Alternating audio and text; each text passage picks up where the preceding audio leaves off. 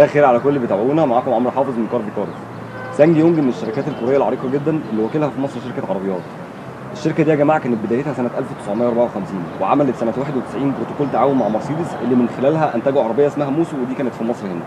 النهارده معانا تيفولي اكس ال في الفئه الاولى، هنتكلم عنها ونقول عيوبها ومميزاتها. بس السؤال هنا بقى، ابن خالتك ده كوري؟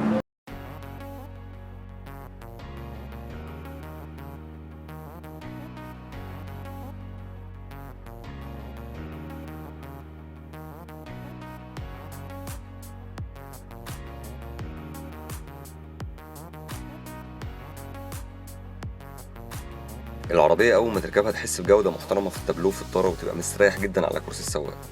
صوت قفلة الباب بيفكرني بالعربيات الألماني من كتر ما هو تقيل ومحمل.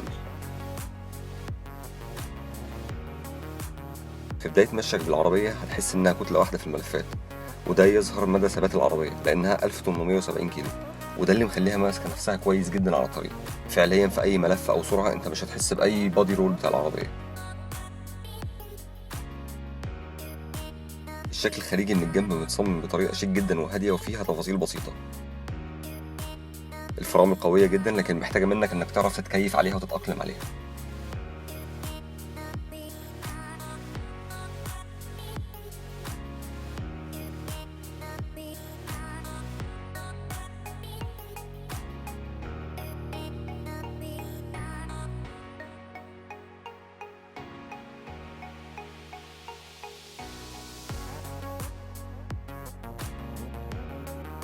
انتيريور العربية خامته نضيفة جدا جدا وشكل الفوليه جميل بالذات مع الأنوار الأورنج.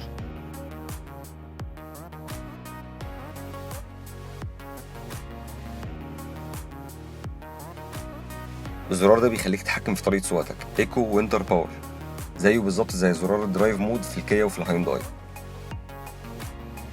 الطارة مصممة بشكل راقي جدا مع زراير المالتي وألوانها جميلة بالليل.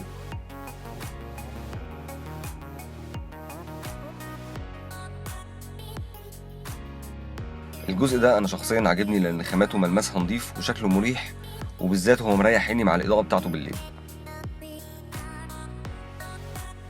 نقول مميزات العربية سريعا كده.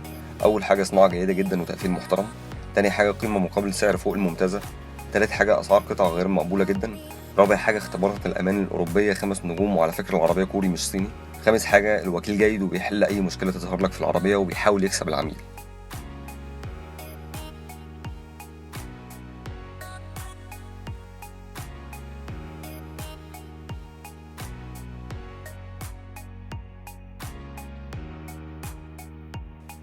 الكنبة الخلفية واسعة جدا بطريقة جميلة، والكراسي مريحة جدا، والشخص التالت اللي هيقعد في النص مش هيبقى متضايق تماما.